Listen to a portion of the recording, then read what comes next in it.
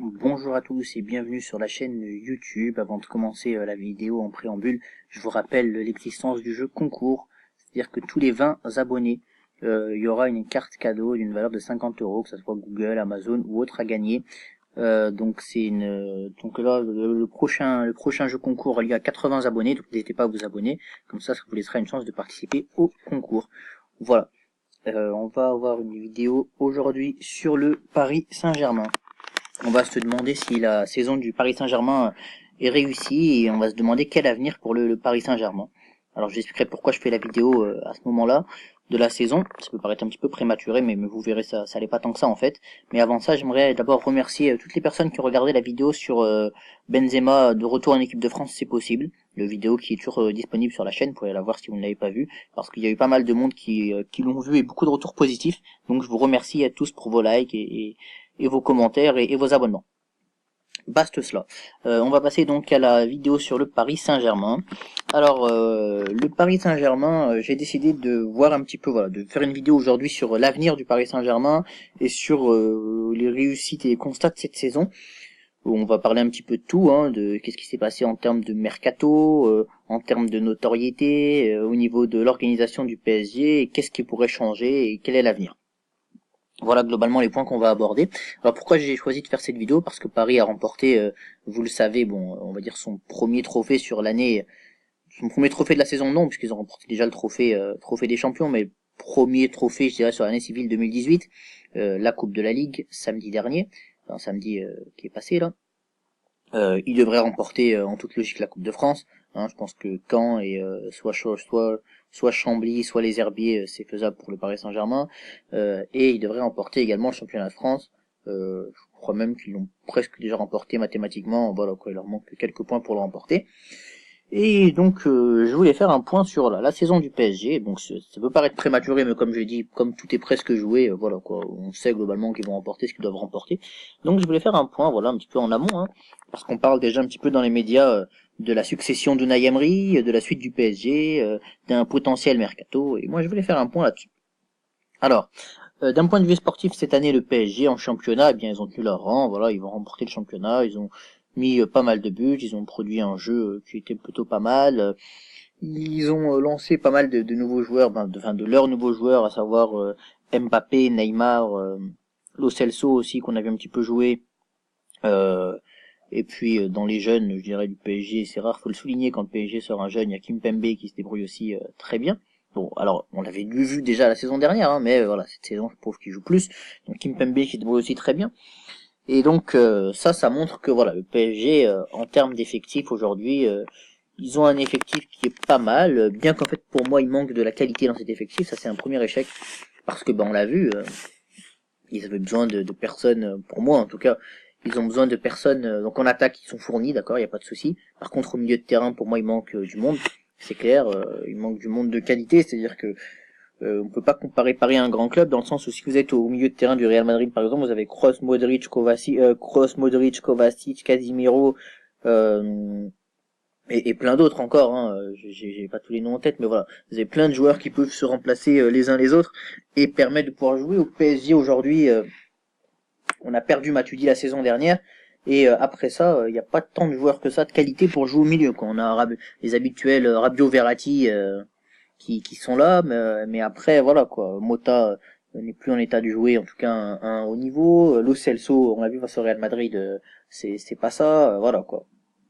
Donc il manque ça, c'est clair. On n'a pas remplacé Matuidi. Alors on a acheté la Sanadiara, mais voilà pour en faire quoi, pas grand chose au final. Hein. Et puis la Sanadiara, c'est pas un joueur qui est dans sa première jeunesse, c'est un joueur que j'apprécie beaucoup, mais voilà quoi. C'est pas un joueur du standing du PSG. On aurait pu attendre un plus gros joueur au PSG. Donc ça c'est pour moi premier échec de la saison.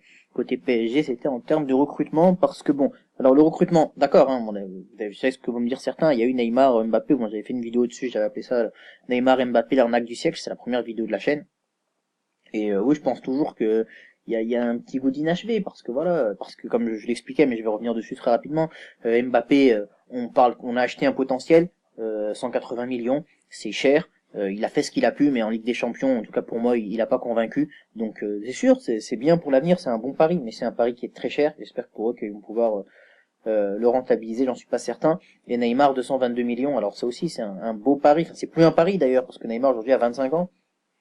Mais voilà quoi, Neymar a mis quelques buts, il a fait, d'accord, c'était un très bon produit marketing, mais pour moi Neymar n'a pas fait les performances qu'un Messi ou qu'un Ronaldo a fait cette année. Et un joueur du standing de Neymar, en tout cas la façon dont il est vendu, on pourrait attendre qu'il fasse le même type de performance. Et face au Real Madrid, Neymar il était pas il était pas là au retour parce qu'il était blessé, mais au match aller, je veux dire, il a pas fait un match énorme. Voilà, moi en tout cas, c'est ce que j'en ai retenu. Donc ça aussi, en termes de recrutement, je le dis, c'était un échec. Une réussite en termes de recrutement par contre pour le PSG, eh bien c'était évidemment d'avoir quand même réussi à vendre certains joueurs, notamment Lucas qui est bien parti, qui s'est bien vendu, Serge Aurier aussi qui s'était bien vendu, ça c'est pas mal. Bon, il y a encore certains joueurs qui aimeraient vendre, je pense qu'ils devraient réussir à les vendre, donc ça par contre c'est une réussite. Donc le recrutement n'a pas été bon, par contre les ventes ont été bonnes et ça c'est une bonne chose. C'est rare que Paris génère de l'argent. La plupart du temps ils se font un petit peu carotter en termes de prix de transfert et ils n'arrivent pas à vendre bien. Voilà. Et puis Matuidi aussi, qui est parti pour un prix, ça va, ils auraient pu le voir un peu plus cher, mais ça va.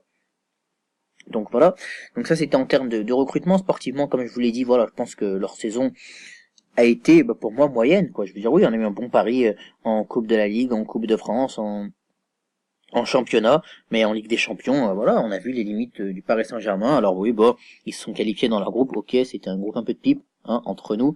Ils ont terminé premier du groupe, ils ont affronté un deuxième de groupe qui au final s'est avéré être un gros morceau, donc comme quoi, premier ou deuxième de groupe, pour moi, à mon avis, ça change pas grand-chose. Et surtout en Ligue des Champions, malheureusement, je veux dire voilà quoi, les mecs ont pas été très très bons. On l'a vu, enfin, moi en tout cas de mon point de vue, ils ont pas été très très bons. Ils ont fait 2 matchs face au Real Madrid, 2 matchs où c'est vrai, j'en entends dire, hein, ils auraient pu gagner, ils auraient pu en mettre, ouais d'accord, mais ils ont manqué de réalisme. Et c'est ça qui compte dans le football, c'est la vérité du terrain comme on dit, c'est le réalisme qui compte.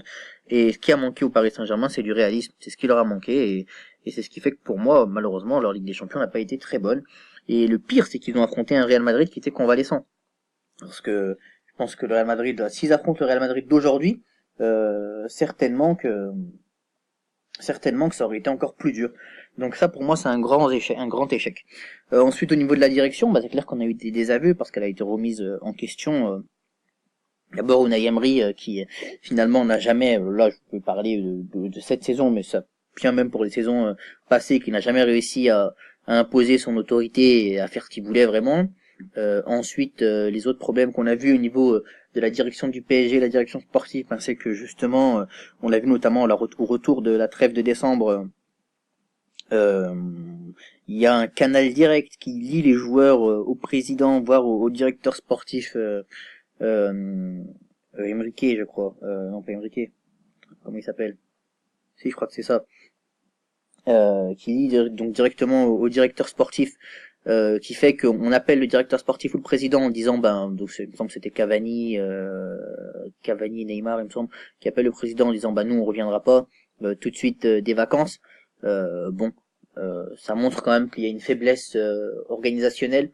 Et parce que normalement le manager entre guillemets c'est Unai Emery et c'est à lui qu'on doit rendre des comptes et pas au président. Le président doit s'occuper, pour moi en tout cas de mon point de vue, et c'est ce qu'il fait dans les grands clubs, d'autres choses. Je veux dire, on n'entend jamais parler ou très peu parler du président du Barça ou du président du Real. C'est Zidane et Luis Enrique qui prennent les responsabilités dans leur club, et quand il y a des problèmes avec les joueurs, c'est eux qui les traitent, et ils interviennent Florentino Pérez et Bartholomew que lorsque vraiment il y a situation de crise. Au Paris Saint-Germain, on crie Nasser à tout va parce que malheureusement il y a une institution qui est pas assez forte. Donc ça c'est un premier problème qu'on a vu, mais bon visiblement là-bas à Doha on aimerait prendre des choses en main pour nommer d'autres personnes et restructurer le club. On verra ce que ça va donner cet été. Et puis l'autre chose aussi qui moi m'a un peu chagriné pour le Paris Saint-Germain, et ça c'était une chose un petit peu compliquée. Donc l'autre chose qui m'a un peu chagriné, c'est que justement, on parle déjà de la succession de Unai Emery.